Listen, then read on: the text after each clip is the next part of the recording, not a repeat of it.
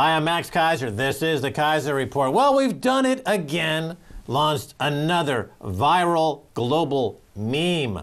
Stacy Herbert. Max, first there was GI Bo, then there was Crash JP Morgan buy silver, and now there is David Cameron STFU. Incredible. This has gone global. Tell us more. Well, first let's look at this headline here from Nicolas Sarkozy tells David Cameron, shut up over the euro.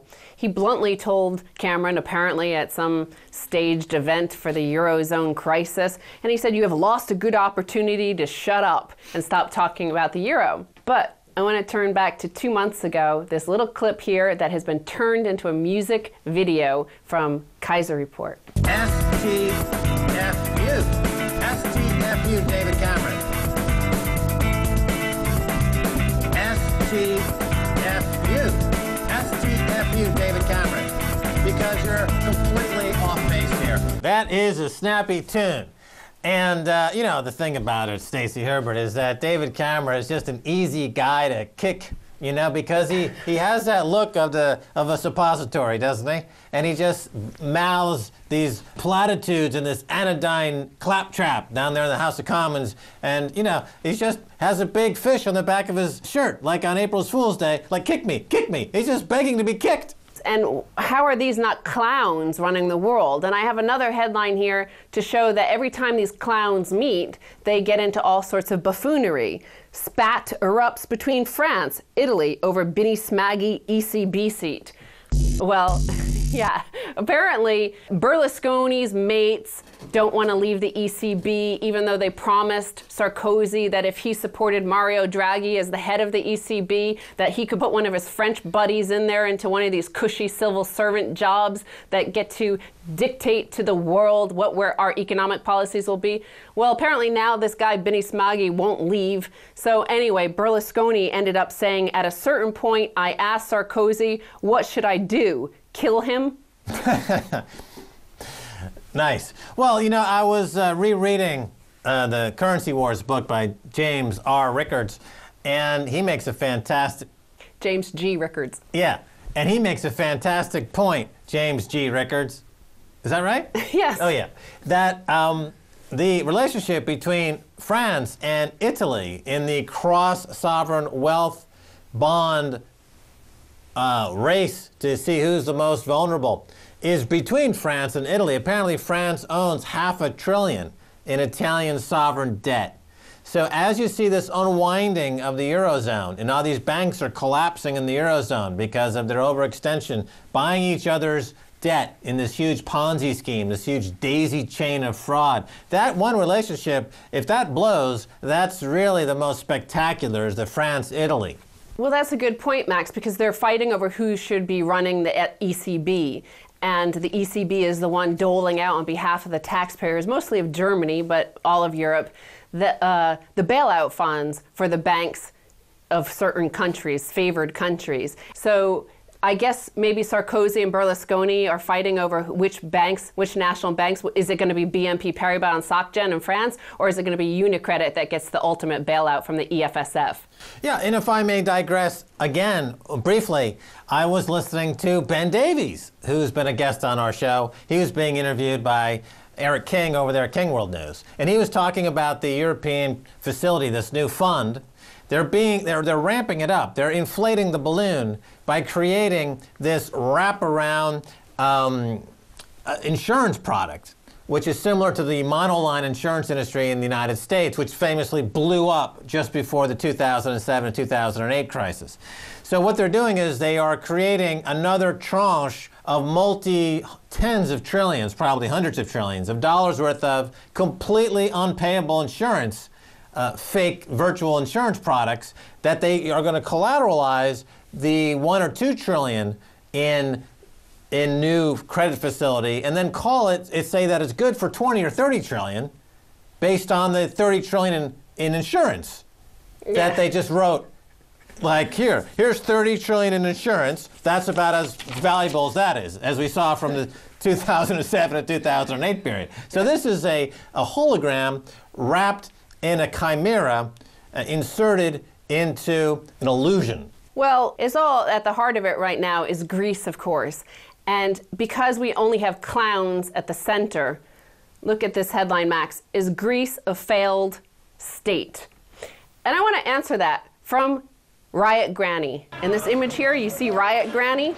Well, I think she's saying, no, Greece is not a failed state. It's an occupied state, because they're not asking this question about Iceland, are they? No, because Iceland stood up to the bankers, whereas Greece is still being subjugated by the tyranny of the bankers. And this granny here, who you see throwing rocks to police, she's a good emblem for what the cops have in store for them and the politicians in Greece. As the things heat up in Greece, hopefully the banks in Greece will completely collapse, and this will be the only saving grace for Greek sovereignty. Well, this granny is throwing rocks at the police because not only has her pension fund been depleted by the bankers in Italy and France, but joblessness is particularly hammering Greek youth.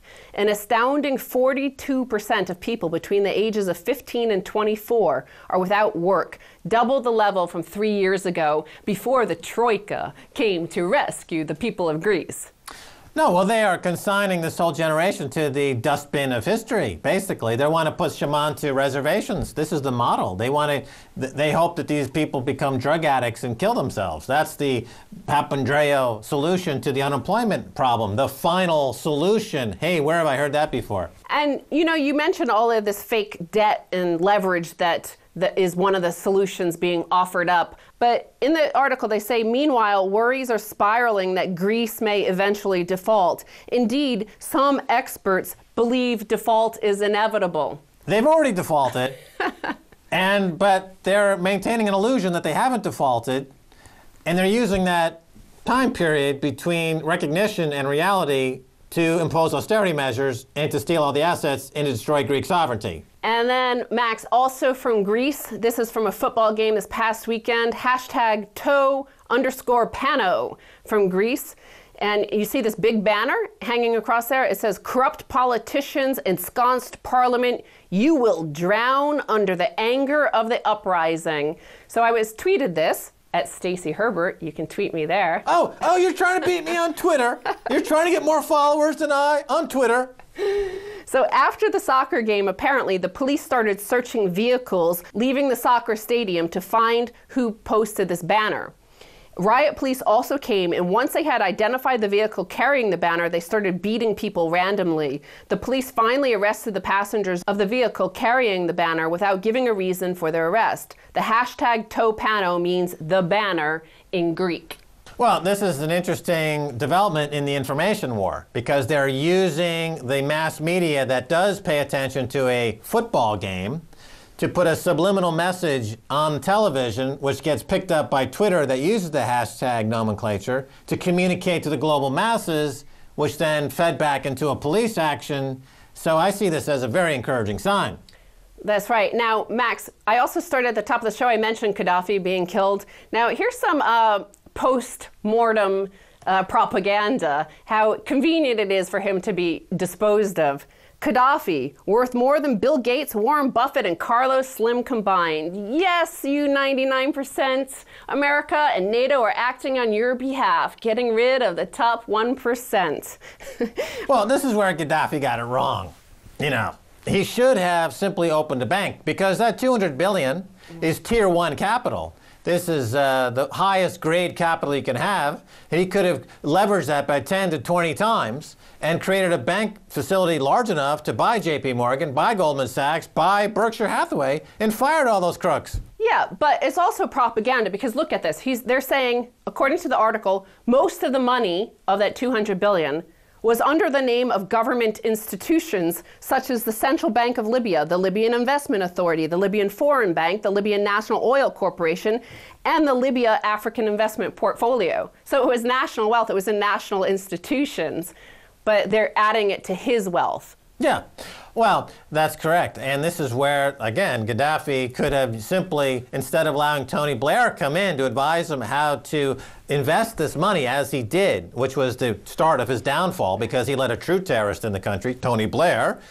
He should have really just picked up a book by somebody who knows what they're talking about and figured out that he could have leveraged the sovereign wealth fund of Libya to 10 to 20 times its size and taken over all these crooked banks in the West and, basically done a leverage buyout of the West. That would have been great for Africa. Yeah, but this is the thing, Max, is like we are run in the West by debt addicts because they're looking at this and saying, oh my God, Gaddafi had 200 billion in cash. That's 30,000 per citizen. Well, look at the US. We have only debt per citizen. Is it any different that our military industrial complex and our financial industrial complex and our prison industrial complex and our drug war complex has added what is like 300,000 in debt per US citizen? That means their futures are collateralized and sold already. At least the Libyan people can just chop off the head of their dictator and take the cash. Well, Stacy Herbert, this gets back to the war of savers versus speculators. Gaddafi was a saver. He had stuff. He had cash. He also, let's be honest, Sharia law favors banking activity. He had banned Sharia law, and it's now been reintroduced by the National Transition Council. Really? How did he make so much money? It was just from the oil. They have light sweet crude. Why do you think we're in there, Max? Okay, so he had oil. Yeah, now they've got Sharia law, right? They're banning predatory lending. They're banning usury. And this sets up, ultimately the conflict between Libya, Muslim, Islam, and the West is this propensity in Islam not to give in to Ponzi schemes. Well, and speaking of Ponzi schemes, under Colonel Gaddafi, they were partially occupied in Libya by JP Morgan. And I want to show you this little video I made of a screen grab from jpmorgan.com this past weekend. When you see here, they were occupied by some shouting protesters with some funny little banners there. Yes, well, the Occupy movement, which is, come in the wake of the global insurrection against banker occupation. The chapter in London, Occupy London, is now merging or getting together with UK Uncut to stage an event. So you see now that they're starting to be exactly what I said must happen. There needs to be economies of scale have to kick in. These groups have to figure out ways how they can act together to leverage their global presence. Ultimately, they will all come together. And they are in the Occupy Money movement. Right. Somebody has started the Occupy Money, pay with silver to beat the banks. They're saying stop using dollars and use silver. Right. All the Occupy movements are heading toward Occupy Money and using silver instead. Thank you, Stacy Herbert. Thank you, Max. Stay there. Don't go away. We'll be right back.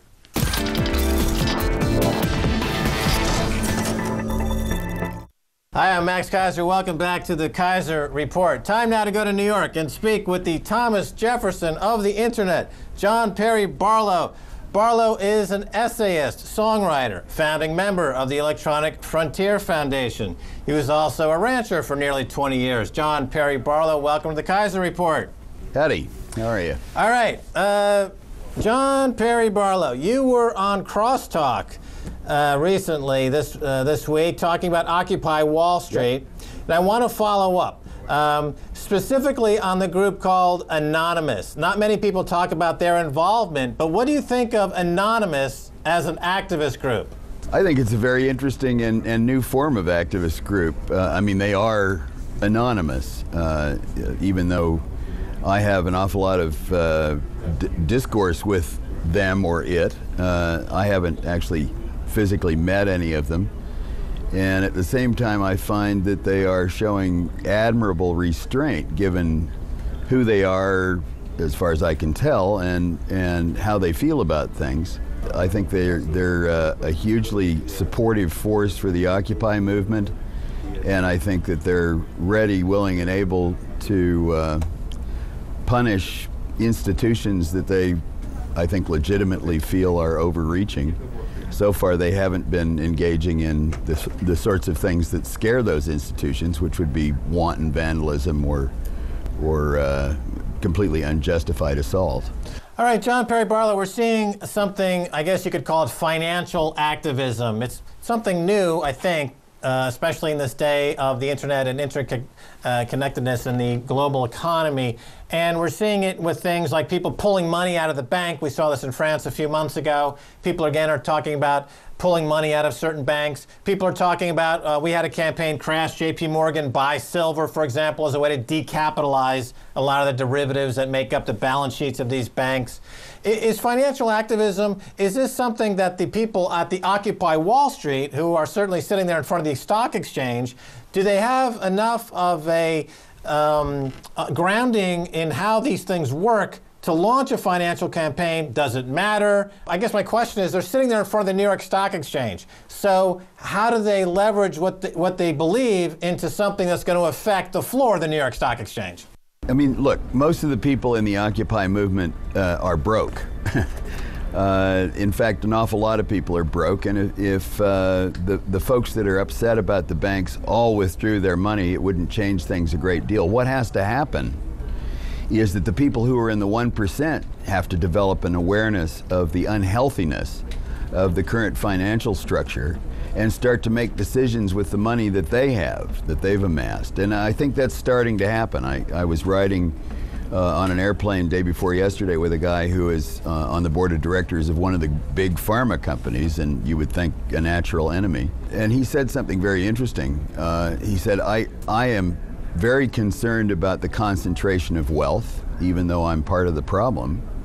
And I don't know what to do about it from my position. I feel like a single cell inside a tumor. I mean, one cancer cell can't change the whole tumor. I think if enough of those cancer cells start to change the tumor, then we can address this. But the first order of business is that everybody start to understand the extent to which there is this plutocratic concentration, so that we can collectively, as a society, do something about it. That's never going to happen. You know, I worked on Wall Street for many years. The mentality there is pathological, and it's never going to give anything back. And throughout history... I'm not counting on their conscience. I'm counting on their sense of practicality. I mean, you know, if they start to feel like the banks are not safe, are not supported, they're gonna put their money someplace else. They're gonna change the things that they do. I'm not counting on there being anything but sociopaths down there. No, understood. But you know, faced with similar circumstances in the past, for example, let's say Gandhi in India, you know, classically taking the poverty-stricken Indians who had no money, but he figured out that if you could turn a boycott and do it strategically, you could take down an empire. Martin Luther King, similarly, you boycott the buses, you change the dynamic of the political and economic what's going on in that region. So the boycotters have no money. The psychopaths that run the show have no morals. And I would also posit that they border on suicide banking, where they are willing to kill themselves with their practices. So you can't even rely on them being rational in any sense of the word. So what can the Occupy movement do, taking advantage of the economies of their size of their movement, something along that boycott path that's going to push back in some meaningful way? If you have any thoughts on this, John. I don't think we know that yet. I mean, one of the things that the Occupy movement is being wise in doing is not suddenly grabbing onto some ideological solution for a problem we don't yet know how to solve. The first order of business is that as many people and institutions as possible recognize that it is a problem, fundamentally an illness, that what we have here is a cancer on the economy that has to get dealt with by everybody. And then I think that we can start to put in the fine-grained correctives and regulatory measures and those kinds of things that will make a difference. I mean, I think it's a very difficult problem to solve. But the first order of business, as I say, is to recognize that we have it in the first place. In London, it's just been reported that one group, UK Uncut, that's been very active in pushing back against predatory corporations in the UK, is now joining forces with Occupy London to launch a campaign. Do you see a future in having groups come together across the spectrum to increase their size?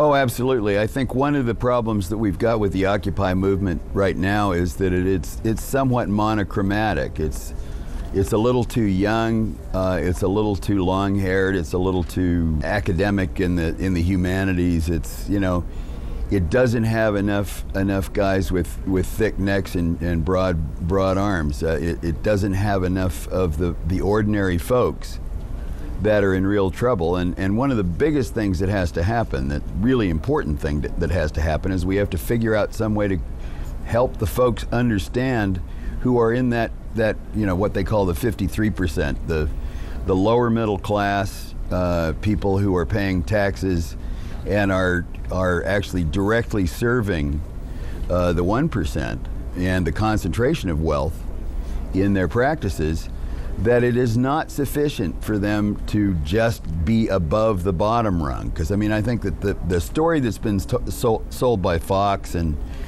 other networks abroad is that the important thing is for you to keep the lower class below you, and not to come up with a way to spread the economic wealth throughout the society. It's simply toxic for an economy to have this kind of concentration. The whole infrastructure starts to fail, and that's what's going on here very rapidly. All right, John Perry Barlow, you're also on the board of directors of the Electronic Freedom Frontier, and you're one of the organizers of that. This came around at about the same time as an explosion in open source software, the collaborative efforts online, where people were working together not for pay, not in any capitalist sense of the word, but to create a better environment, to create a better digital environment. There was a self-interest in creating a better environment against the opposing view of things, which I guess you could say was more of the Microsoft view of things. But this open source mentality, which is really digital, really purely online in nature, can this spill over into the general economy in some way in people's day-to-day lives? Oh, I think it already has in quite a few ways. It's not a matter of not getting paid. It's a matter of how you get paid and how you think of value. The problem is that we have trended toward a society where value is only measured in the things that you can count, and primarily monetary things. The internet got built by people who were willing to retrieve their value in a lot of more intangible ways. And I wouldn't say that the open source movement was about not getting paid.